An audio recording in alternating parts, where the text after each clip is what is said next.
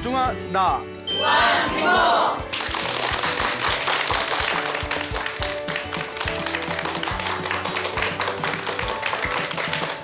예, 만나서 반갑습니다. 반갑습니다. 예, 광호 스님이라고 합니다. 저희 불교에서는 불교 이외의 다른 종교를 외도라고 부릅니다. 외도. 그러니까 이제 바깥 외자. 이제 우리 불교는 안의 도고 내도고 이제 우리 불교 바깥의 도는 이제 외도다. 근데 불교의 가장 강력한 특색 중에 하나가 이제 다른 종교에 대해서 포용력이 강합니다. 예, 다들 아마 여러분들 느끼겠지만 유독 불교는 좀 다른 종교에 대해서 이렇게 비난을 안 하는 편이고 또 서양의 어느 학자가 쓴 글에 보면 불교 2600년의 역사를 다 이렇게 제시를 하면서 어느 나라에 가서 불교의 세력이 확대되면서도 그 나라의 토종 종교와 뭐 싸움을 일으켰다거나 전쟁이 났다라는 내용이 거의 없다. 정말 평화로운 종교가 불교인 것이다라는 그런 서양학자의 글을 또 제가 본 적이 있습니다. 그래서 부처님께서도 사실 이런 말씀을 하셨죠. 꼭 불교를 믿지 않아도 누구나 착하게만 살면 선업을 지으면 올바르게 선업을 지으면 누구나 다음 생에 하늘세계, 천상세계에 태어나거나 인간으로 태어나도 행복한 삶을 살 수 있다라고 분명히 제시를 하셨습니다. 다만 이제 완전한 깨달음을 얻기 위해서는 최고의 깨달음을 얻기 위해서는 역시 불교의 수행을 닦아야 된다. 팔은 안으로 굽는 거죠. 예, 그런 말씀을 하셨지만 어쨌거나 만약 다음 생에 하늘세계에 태어나는 게 목표라면 굳이 불교를 믿지 않아도 종교가 있든가 없든가 착하게만 살면 응당한 그 자기가 지은 업보대로 그 인과 업보대로 자기의 선업, 복을 받게 될 것이다 라고 부처님께서도 이제 항상 말씀을 하시죠. 이렇게 부처님께서 다른 종교에 대해서 굉장히 포용력이 강하셨는데 2600여 년 전 부처님 당시에도 굉장히 많은 종교가 있었습니다. 그때 불교는 그 당시 있었던 인도 종교 중에서 신흥 종교였습니다. 신흥 종교였어요. 원래 있었던 가르침이 아니라 물론 그 이전에도 부처님들이 계셨지만 적어도 이제 2600년 전 인도에서 불교가 나왔을 때는 불교라는 게 사람들을 모르고 있다가 석가모니 부처님이 출현하셔서 새롭게 만든 종교, 신흥 종교가 불교였죠. 불교와 쌍벽을 이룰 정도로 교세가 굉장히 강했던 종교가 자이나교라고 있습니다. 자이나교 들어보셨죠? 예, 못 들어보셨어요? 예, 그래, 인도 세계사 볼 때도 보통 그래, 넘어갑시다. 예, 그래요. 예. 피차 불편해지겠네요. 예. 어쨌거나 자이나교라고 있었는데, 지금 인도는 거의 불교가 사라졌습니다. 오히려 인도의 종교였던 불교가 티베트나 중국이나 이런 쪽으로 이제 흘러 들어오면서 저 스리랑카나 태국이나 미얀마로 가면서 오히려 다른 세계 종교로서 꽃을 피우게 됐지 현재 인도는 거의 불교라는 종교가 굉장히 교세가 약하고요. 거의 사라졌다고 볼 정도로 자이나교는 아직도 인도에서 굉장히 강한 교세를 이렇게 퍼뜨리고 있습니다. 그 대신 자이나교는 인도에서는 교세가 굉장히 강한데 세계에서는 이제 널리 전해지지 않았죠. 자, 그 당시에 부처님 당시에 자이나교라는 굉장히 강력한 신흥 종교가 또다시 있었는데 그 자이나교하고 불교하고 사이가 별로 좋지 않았어요. 예, 이렇게 서로 이제 새롭게 시작된 신흥 종교이면서 교세가 또 확장되면서 서로 신도들 간에 이렇게 부딪히는 경우가 많았습니다. 그 자이나교의 교주가 말하는 가르침과 부처님께서 말하는 가르침이 비슷하면서 핵심이 좀 틀렸어요. 그냥 겉으로 보면 비슷한 것 같은데 깊이 들어가 보면 아주 서로가 이제 넘을 수 없는 아주 깊은 그런 벽이 있었는데 그때 자이나교 교주가 자기의 신도 중에 엄청난 부자이면서도 또 머리가 아주 똑똑하고 말을 잘하는 우바리 장자라고 있었습니다. 우바리. 이름이 우바리라는 장자가 있었는데 이름이 독특하죠? 이 우바리라는 이 부자에게 그대는 머리도 좋고 말도 잘하니까 저 석가모니, 불교의 석가모니와 논쟁, 토론을 해라. 토론을 해서 그대가 저 석가모니를 토론해서 딱 이렇게 말싸움에서 이긴다면 자연스럽게 불교를 믿고 있는 신도들이 우리 자인학교로 오게 될 것이다. 예. 자기가 집적까지 뭐 시키고 그래. 어쨌거나 우바리 장자가 자기가 의지하는 스승인 자인학교 교주가 석가모니와 토론을 해라 해가지고 이제 부처님께 찾아옵니다. 그래서 이제 서로 대화를 해요. 근데 여러분 그 초기의 경전에 보면 다른 종교의 그 인도 당시에 다른 종교에서도 그런 내용이 나온다는데 석가모니하고는 절대 말싸움을 하지 말라, 토론을 하지 말라라고 한대요. 우리를 치면 토론의 신이라는 거예요.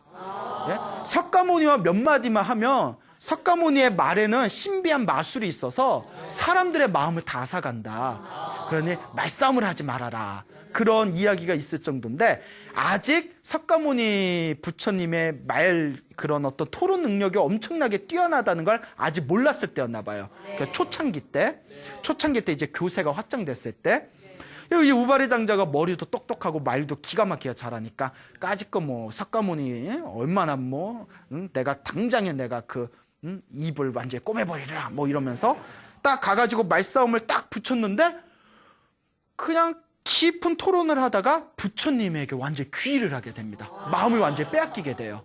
맞습니다. 저는 여태껏 자인학교 교주의 말이 맞는 줄 알았는데 부처님의 말씀을 듣고 토론을 하면서 부처님의 말씀이 진리라는 걸 깨달았습니다.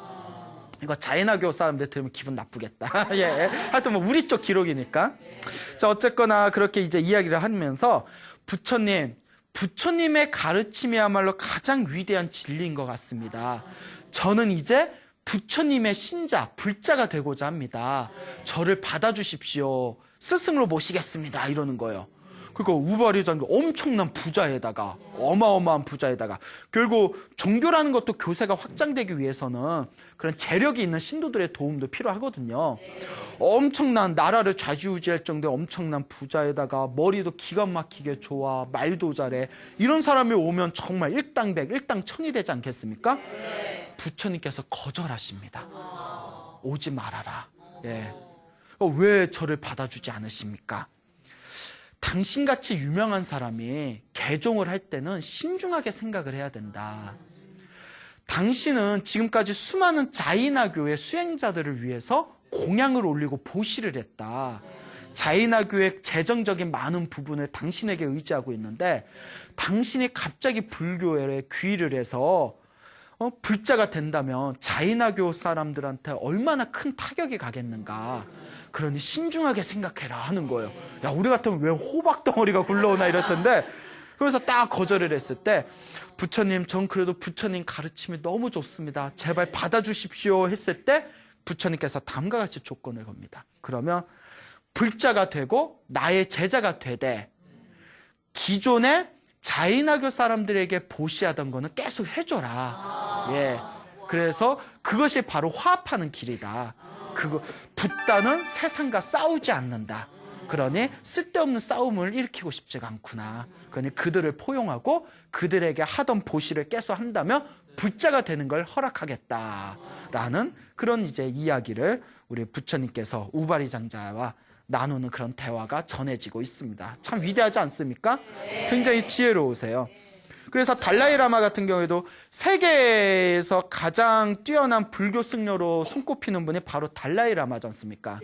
그래서 달라이 라마와 이렇게 상담을 하던 수많은 외국인들이 부처님의 가르침이 너무나 뛰어난 것 같습니다. 그래서 수많은 사람들이 저는 유대교인인데 유태인이고 유대교를 믿고 있는데 불교를 개종하고 싶습니다. 근데 저희 나라에서는 저희 나라에서는 다른 종교를 믿는 게 굉장히 위험스러운 일입니다.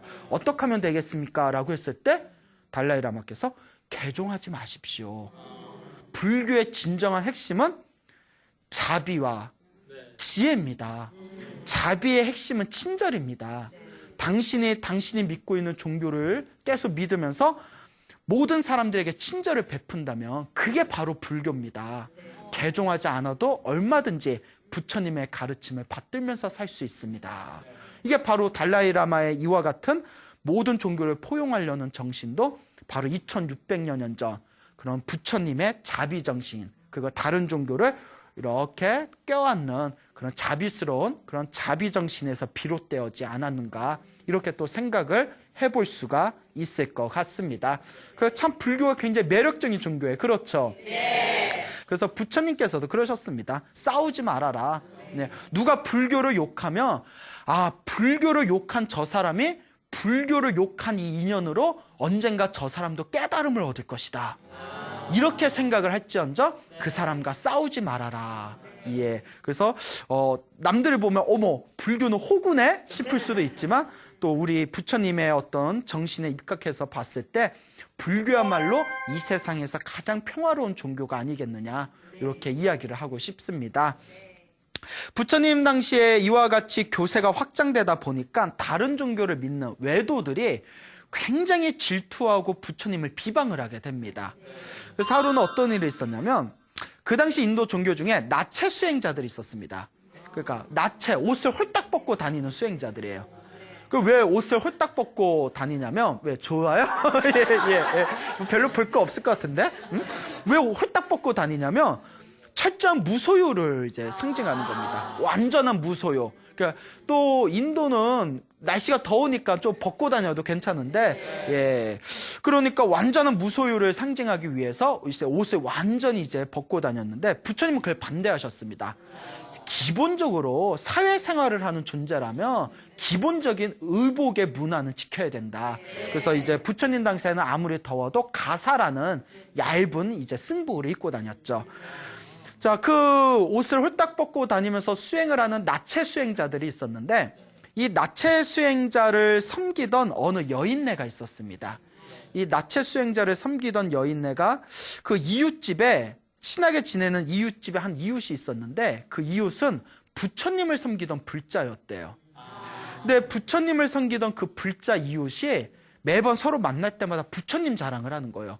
우리 부처님은 법문도 너무나 훌륭하시고, 너무나 멋있으시고, 자비심도 뛰어나시고, 이 세상에 가장 위대한 스승이다.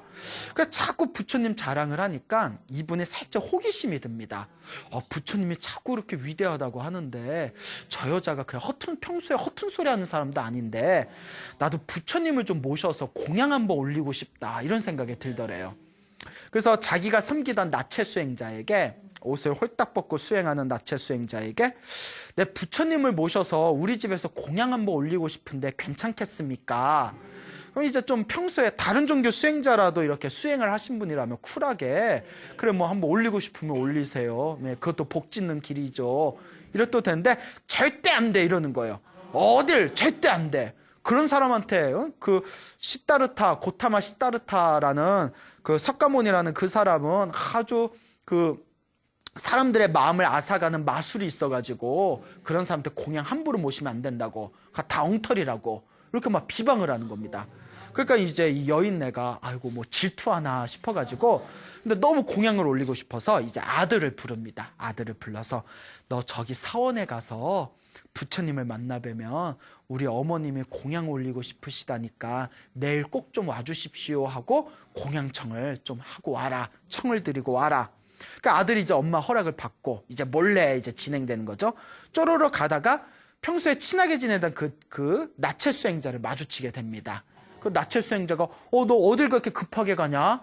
이러면 이제 좀 센스 있으면 말 좀 뭐 이렇게 이제 살짝 요리저리 이렇게 엄마가 심부름 시켰어요 하고 휙 오면 되는데, 그또 고주알 미주알 이걸 다 얘기해요. 우리 어머니가요 사원에 가서 석가모니 부처님 내일 공양 올리니까 모시고 오라고, 그러니까 초대를 위해서 공양청을 이렇게 해라 해가지고 지금 급하게 가는 길입니다 하니까 나체 수행자가 화가 불뚝 일어나는 거예요. 내가 공양 올리지 말랬더니 이거요 말도 안 듣고 말이야. 그래서 이제 그러면 가지 마라. 저도 가는 거 귀찮은데 엄마가 시켰는데 어떻게 안 가요? 이러잖아요. 그러니까 이제 꾀를 냅니다. 그러면 부처님한테 가가지고 내일 오십시오라고 엄마가 시킨 대로 하되 오는 집, 길을 가르쳐 주지 말아라. 네. 초대만 하고 집은 가르쳐 주지 않으면 되잖냐. 너 엄마가 집 가르쳐 주란 말 했어 안 했어? 아니요, 안 했죠. 왜냐하면 어련히 하겠거니 생각을 하니까. 그거 잘 됐네. 어머니한테 시킨 대로 했다고 얘기하면 되잖아. 그 아들이 약간 조금 나사가 풀렸나? 아이고 그러면 되겠네. 뭐 이래가지고 그렇게 이제 가게 됩니다. 그 부처님한테 가서 부처님한테 인사드리고 저희 어머니가 내일 점심 때 공양을 올리시겠답니다. 와주십시오. 그 부처님이 침묵으로써, 부처님은 허락하실 때 침묵을 지키셨대요. 침묵으로써 허락을 하시고 내일 만나기로 이제 약속을 합니다. 그리고 집에 가는 길은 가르쳐준다, 안 가르쳐준다? 그래, 안 가르쳐준 거예요. 쪼로로 와서 나체 수행자한테 제가 다 이렇게 말씀드렸고 대신 오는 길은 가르쳐주지 않았습니다.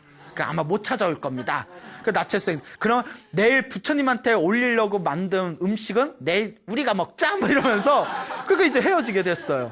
그래서 내일 이제 나체 수행자가 내일 이제 하루가 다 지난 뒤에 약속한 당일날 나체 수행자는 이제 보나마나 석가모니 부처님이 못 오니까 저 남는 음식은 누가 먹겠지?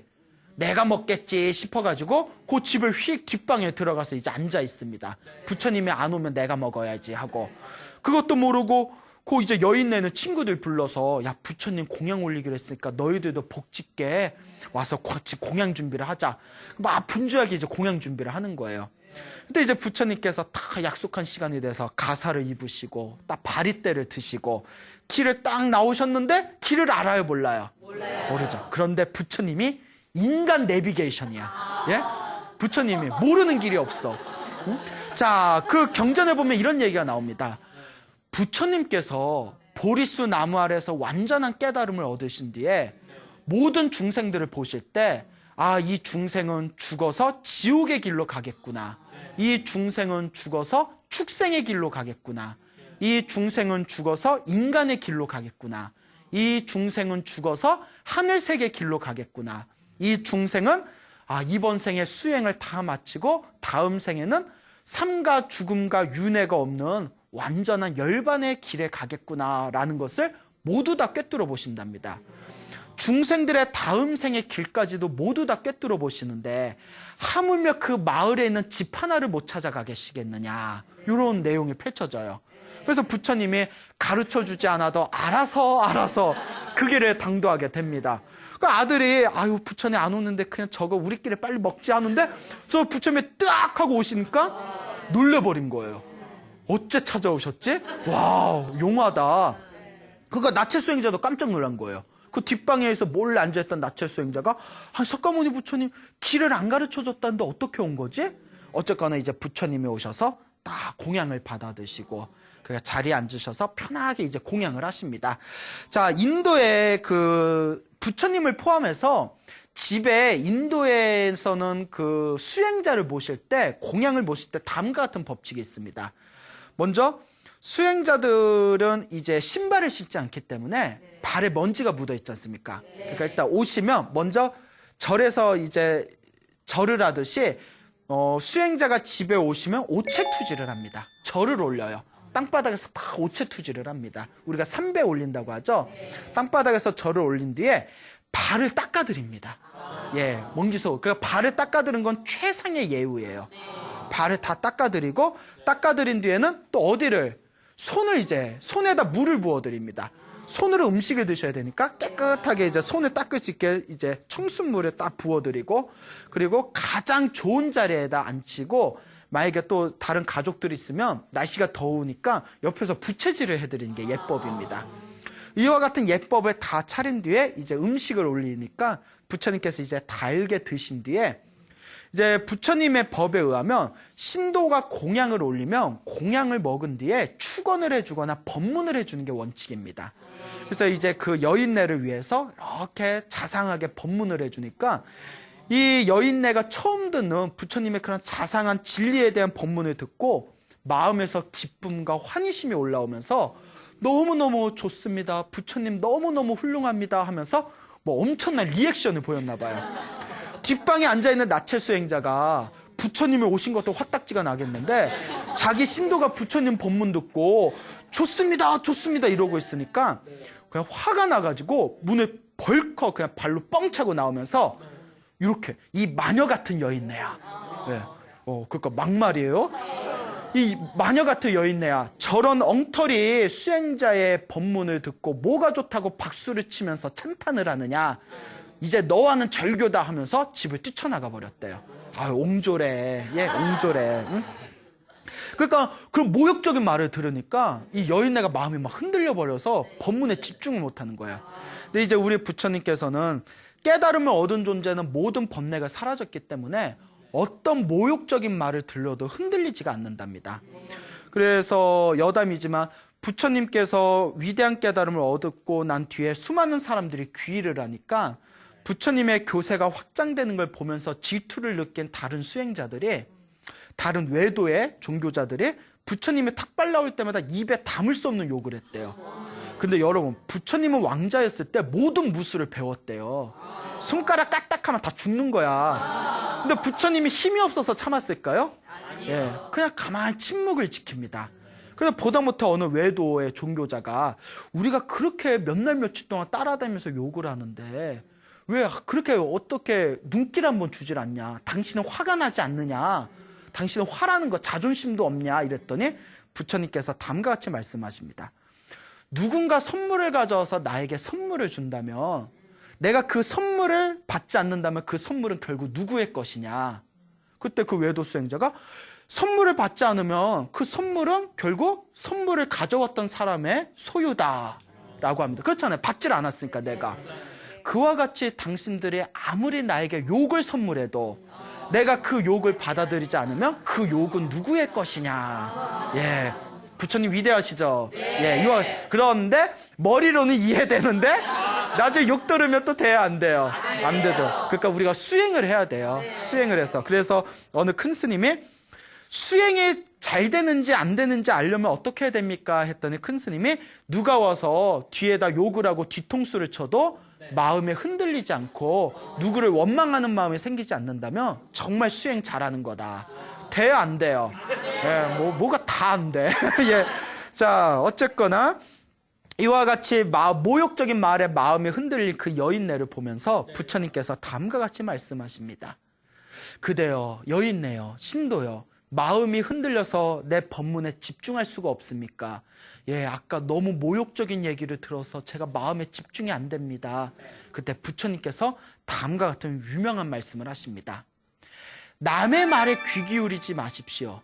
다만 지금 하고 있는 행위나 앞으로 하려는 행위가 옳은가 옳지 않은가, 선업인가 악업인가, 오로지 자신의 행위에만 집중하십시오. 남의 귀를 기울이지 말고 나의 행위가 선업이 되는지 악업이 되는지만 집중하시면 됩니다. 라고 부처님께서 말씀을 하시면서 이러한 법문을 들은 그 여인네가 그 자리에서 결국 깨달음을 얻게 되었다라는 이야기가 전해지고 있습니다. 그 부처님 당시에 2명의 친구가 있었습니다. 근데 둘 다 그 당시에 나라를 좌지우지할 정도의 엄청난 부자였다고 합니다.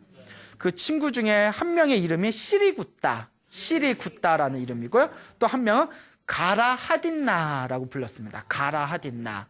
시리굿다와 가라하딘나는 굉장히 친한 친구였는데 시리굿다는 독실한 불자였고 가라하딘나는 다른 수행을 믿고 있는 외도의 그 옷을 홀딱 벗고 수행하는 나체 수행자를 의지하는 그런 어떤 신도였다고 합니다. 그런데 이 나체 수행자들이 자기 신도인 가라하딘나한테 왜 너의 친구인 시리굿다를 전도를 못하느냐? 왜 우리 종교에 끌어들이질 못하느냐? 왜냐면 시리굿다가 엄청난 부자였거든요. 그러니까 시리굿다를 잘 꼬여가지고 우리 종교에 빨리 데려와라. 이렇게 이제 자꾸 명령을 내리니까 가라하딘나가 자기의 친한 친구인 불자인 시리굿다를 볼 때마다 앉아있을 때나 서 있을 때나 걸어 다닐 때나 보기만 하면 뭐하러 절에 다니냐, 왜 부처님을 믿느냐, 또 누가 그 갔죠? 예? 왜 절에 다니느냐, 부처님을 믿느냐, 거기에 다니고 부처님 믿어봤자 무슨 영험이 있느냐, 그러니 우리 종교로 들어와라 라고 계속 꿰어냅니다. 처음에 불자인 시리구따는 이제 성격이 온화해서 처음에는 허허 웃으면서 넘어갔는데 몇 날 며칠 계속되니까 이제 짜증이 나는 거예요. 그래서 이제 꾀를 냅니다. 안 되겠다. 근데 사람이 평소에 순한 사람들 진짜 화나면 좀 무섭잖아요. 그래서 이제 참다 가라하딘나 친구에게 묻습니다.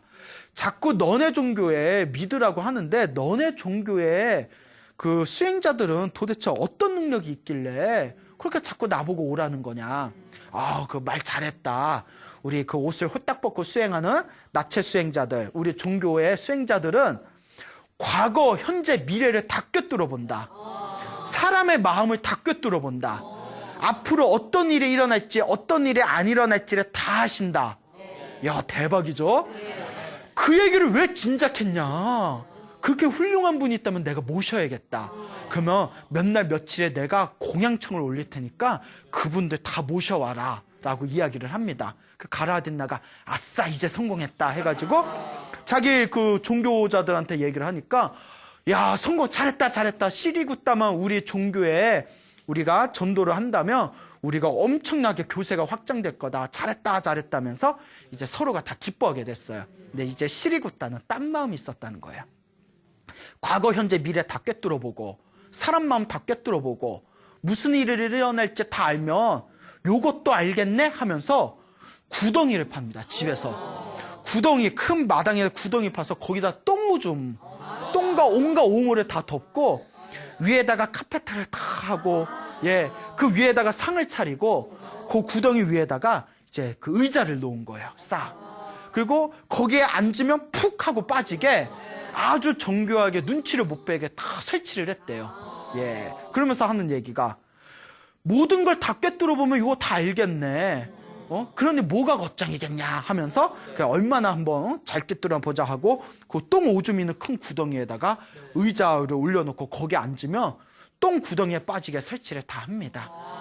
그리고 약속한 날에 그 수행자들이 와요. 척척척척 수행자들이 옵니다. 그 와서 이제 딱 와가지고 이제 상이 차려져 있고 뭐 고급 카페트, 왜냐하면 이제 그걸 눈치 못 채게 될까. 와 생전 처음 보는 그냥 뭐 캐슈미르 뭐 엄청나게 고급 카페트를 다 깔아놓고 의자도 엄청나게 좋은 의자들 다 세우는 걸 보고 막 흡족해하는 거야. 정성 좀 들였네. 그래서 딱 앉으려니까 하인이 이제 자기 주인인 시리구따가 시킨 대로 이제 다음과 같이 대사를 외칩니다. 수행자분들이시여, 위대한 성자들이시여, 저희 집에 초대를 받으면 저희 집안의 가풍을 따르셔야 됩니다. 그러니까 하인이 그렇게 얘기하니까 어떤 가풍이냐? 앉으실 때 의자 위에 서 있다가 제가 앉으십시오 하면 동시에 딱 앉으셔야 됩니다. 지켜주셔야 됩니다. 그 어떻게 보면 좀 얄밉다, 그죠? 그래 어쨌거나 이렇게 그래갖고 요 집안의 가풍을 우리가 따라야지 해가지고 이 나체 수행자들이 그 수십 명이 왔을 거 아니에요. 의자에 다 해서 딱 서 있는 뒤에 하인이 뒤에서 앉으세요 하니까 흐뭇하게 앉았는데 와그작 하면서 의자가 부서지면서 그 카페드가 확 뒤집어지면서 그 어마어마한 똥구덩이에 그 나체 수행자들 다 빠져버린 겁니다. 그 어떻게 그 똥, 오줌, 온갖 오물이 있으니까. 그리고 또 이게 웬일이야 하면서 구덩이에서 기어 나오는 그 나체 수행자들을 하인들을 시켜서 몽둥이를 다 때리는 거예요. 아니 과거, 현재, 미래를 다 꿰뚫어 보고 사람의 마음을 다 꿰뚫어 보고 무슨 일이 생길지를 다 안다면서 왜 이런 것도 모르느냐. 그렇게 거짓말로 사람들을 속였느냐. 어디 한번 당해봐라 하고 이제 몽둥이질을 한 뒤에 결국 이제 풀어주게 됩니다. 그러니까 이제 이 소식을 듣고 이제 이 수행자도 이제 다들 열받은 거 아니에요. 어디서 이런 개망신이 있냐고. 이 가라하딘나가 그냥 열이 받아가지고 시리구따 친구를 찾아와서 씩씩거리면서 네가 어떻게 이럴 수가 있냐. 내가 믿고 의지하는 수행자를 모셨는데 어떻게 이럴 수가 있냐. 나 이제 너 안 봐. 막 이러면서. 그런데 너무나 분이 풀리지 않아서 왕을 찾아갔답니다. 왕한테 왕이시여, 시리구따가 제가 모시는 성자들을 집안에서 공양을 올린다고 그렇게 꿰어내고는 막상 그 당일날에 이런 짓을 저질렀습니다. 왕이시여, 저 시리구따에게 벌을 내려주십시오. 그 왕이 가만히 듣더니 시리구따를 이제 부릅니다. 양쪽 말 다 들어봐야 되잖아요. 시리구따가 제가 변명할 기회를 주시겠습니까? 하니까 왕이 그래 어디 한번 얘기해봐라. 그러니까 이 시리구따가 왕 앞에서 다음과 같이 얘기합니다. 분명히 친구한테 들을 때 과거, 현재, 미래를 다 꿰뚫어보고 사람의 마음을 다 꿰뚫어보고 앞으로 어떤 일이 일어날지를 다 안다고 해서 저는 당연히 친구의 말을 믿고 그렇게 했을 뿐입니다. 그런데 그 함정도 못 꿰뚫어보고 거기에서 똥구덩이에 빠지게 된 수행자들이 먼저 거짓말을 한 거 아니겠습니까? 이게 과연 저만의 책임이겠습니까? 그때 왕이 그 얘기를 듣고 그 왕도 사실 불자였어. 팔은 어떻게 돼요? 안으로 긋잖아요. 네 얘기 들어보니까 잘했네 하면서 가라아딘나한테 그렇게 거짓말로 신도를 꿰어내는 사람들 그 말을 믿은 네가 어리석은 자다. 그러니 시리구따는 아무 죄도 없다 하고 그 자리에서 이제 재판을 파해버립니다. 가라아딘나가 막 부글부글 거리는 거예요. 그 막 화병이 날 것 같아요. 막 모멸감이 느끼는 거죠. 그래서 막 한때 유명한 유행어 넌 나에게 모욕감을 줬어 라고 있거든요. 아세요? 예, 넌 나에게 모욕감을 줬어. 곰곰이 생각하다가 몇 날 며칠이 지난 뒤에 내가 이럴 게 아니라 나도 복수하자. 나도 똑같이 복수하자. 그래서 가라아딘나가 시리구따를 찾아갑니다. 친구야 왜 요새 집에도 안 놀러 오고 연락도 안 해? 그 시리구따가 자네가 나를 먼저 피했지 내가 자네를 피했나? 그러니 가라아딘나가 그 친한 친구지가 하다못해 평생 살을 맞댄 부부지간에도 말싸움하고 다툴 때가 있는 법인데 이렇게 우리 친한 친구끼리 뭐 그런 일도 있을 수 있지. 우리 옛날같이 다시 친구처럼 지내자. 그러니까 요 시리구따도 나도 그런 일을 겪고 자네하고 계속 못 만나면서 마음에 걸린 게 많았는데 자네가 그래준다니 나도 우리 옛날처럼 친하게 지내자. 그 이제 지내다가 시리구따가 이제 어느 날 가라아딘나한테 그런 사기꾼 같은 나체 수행자들을 섬겨봤자 무슨 이득이 있겠냐. 우리 부처님을 섬기자. 다시 살짝 깨어내요. 가라아딘나가 그래? 자네가 모시는 부처님은 어떤 능력이 있냐. 그러니까 이제 이 시리구따가 다음과 같이 얘기합니다.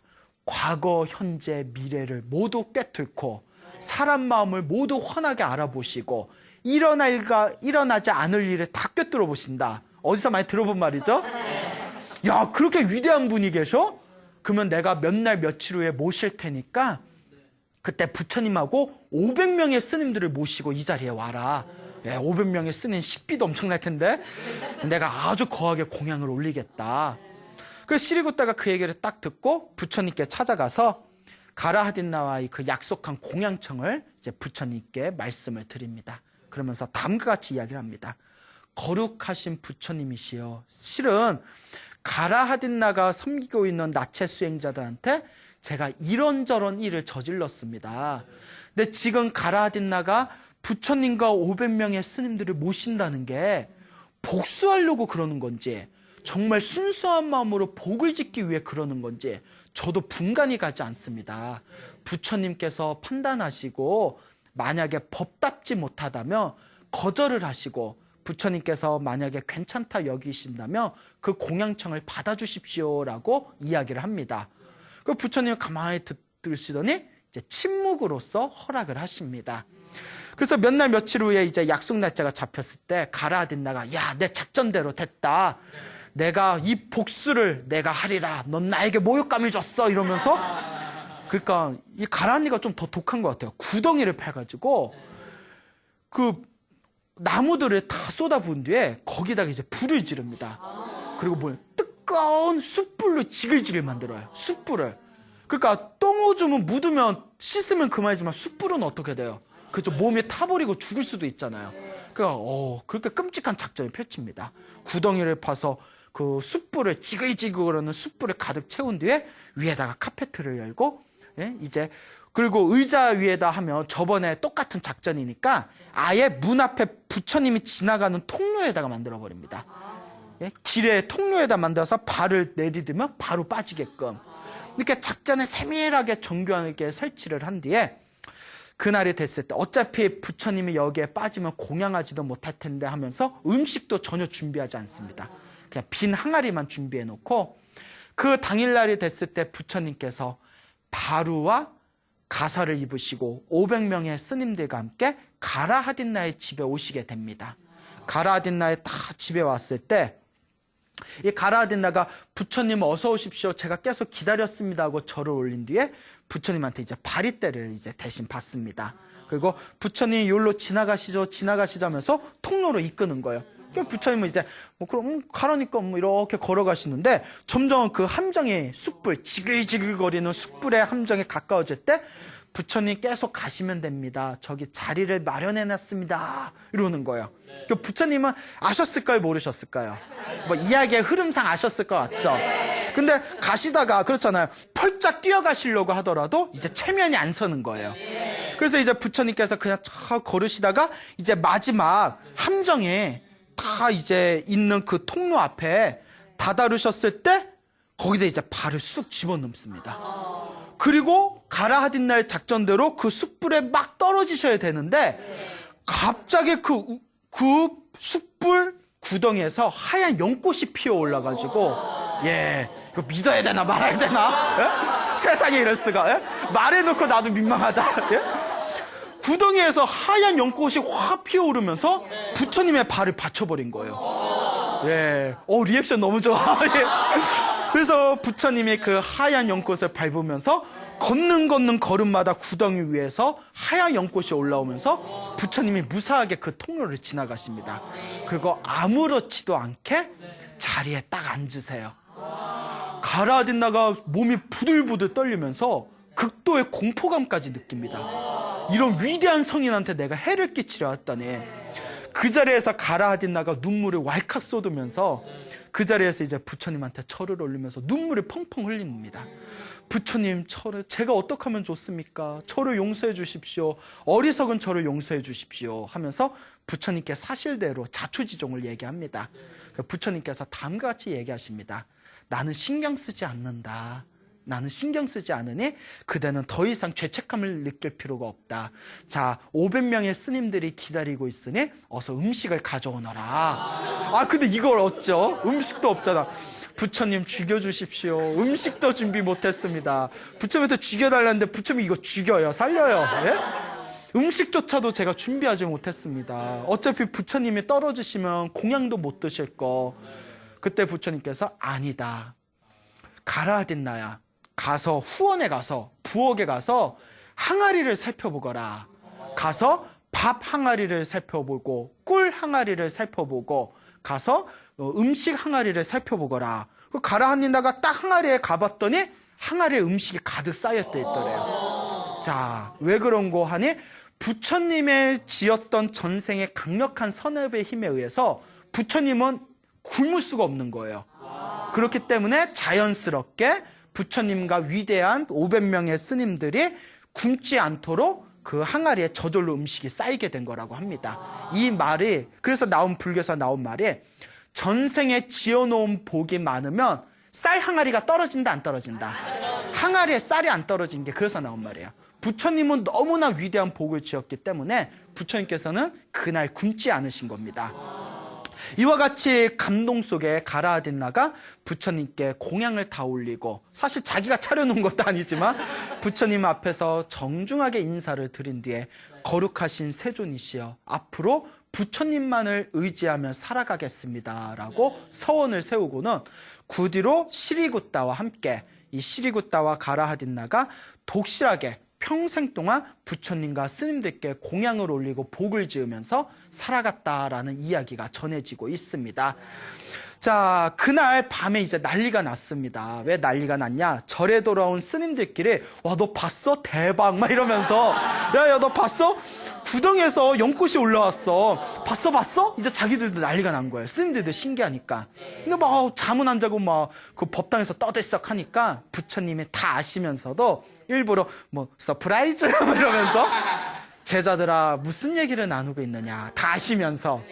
그래서 오늘 있었던 그 구덩이에서 어떻게 그 연꽃이 올라오고 빈 항아리에 음식이 가득 찬 기적을 보고 저희들끼리 찬탄하고 있었습니다. 부처님, 이게 도대체 어떻게 된 인연입니까? 했을 때 부처님과 다음과 같은 법문을 하십니다. 이 모든 게 전생의 선업과 공덕의 힘이다. 자기가 복진 건 반드시 자기가 받는다. 머나먼 과거 전생에, 아주 한량없는 과거 전생에 미래 세상에 부처님이 되겠다고 서원을 세우고 수행하는 수행자가 있었다. 예, 수행자가 있었다고 합니다. 근데 그 당시에 그 부처님이 되겠다고 서원을 세우면서 수행을 하던 그 수행자가 있던 그 시대에 그 어느 거룩한 성자가 있었는데, 거룩한 성자가 일주일 동안 깊은 명상에 빠진 뒤에 어느 날 배가 고파서 그 수행자의 집에 찾아와서 공양을 얻으러 왔다. 음식 공양을 얻으러 왔을 때 이 수행자가 거룩한 성자에게 복을 짓기 위해서, 공양을 올리기 위해서 음식을 드리려고 했는데, 그때 수행자의 수행을 방해하던 마왕이 그 거룩한 수행자에게 공양을 올리지 못하도록 그 가운데 땅에 큰 불로 된 활활 타오르는 그런 불 구덩이를 만들어냈다라고 하시는 거예요.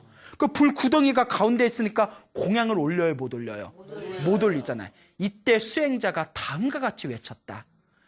거룩한 성자에게 공양을 올릴 수만 있다면 지옥에 떨어져도 상관없습니다 하면서 그 활활 타오르는 불 구덩이에 발을 내딛는 순간 그 밑에서 하얀 연꽃이 올라와서 그 수행자의 발을 받쳐주었고, 그 수행자는 결국 거룩한 성자에게 공양을 올릴 수가 있었다. 이와 같이 과거 전생에 자기의 목숨을 바치면서까지도 공양을 올렸던 공덕의 힘에 의해서 그 수행자는 먼 미래생에 부처님이 되셨고, 그 부처님의 이름이 누구다? 석가모니 부처님이라 불리우며 바로 지금의 자기 자신이라는 거죠. 전생에 자기의 목숨을 바치는 각오로 거룩한 성자에게 공양을 올렸던 선업의 힘으로 그 어떤 활활 불타오르는 구덩이도 부처님의 몸을 태울 수가 없는 것이다. 이 모든 게 다 누가 지은 업이다? 그렇죠. 자기가 지은 복과 선업과 공덕의 힘을 자기가 받는 것이다 라고 말씀을 하셨습니다. 여러분, 이와 같이 복의 힘이 무섭습니다. 이와 같이 선업의 힘은 강력합니다. 복과 선업과 공덕의 힘이 강하면 활활 타오르는 구덩이 속에서도 나의 몸을 보호해주는 하얀 연꽃이 피어오른다는 것을 명심하시길 바랍니다. 여러분, 행복해지고 싶습니까? 네. 행복한 삶을 창조하고 싶습니까? 네. 복을 지으십시오. 선업을 지으십시오. 공덕을 쌓으십시오. 복과 선업과 공덕의 힘이 여러분들을 진정한 행복의 길로 이끌어 줄 것입니다. 오늘 여기서 마치겠습니다. 소중한 나, 무한 행복!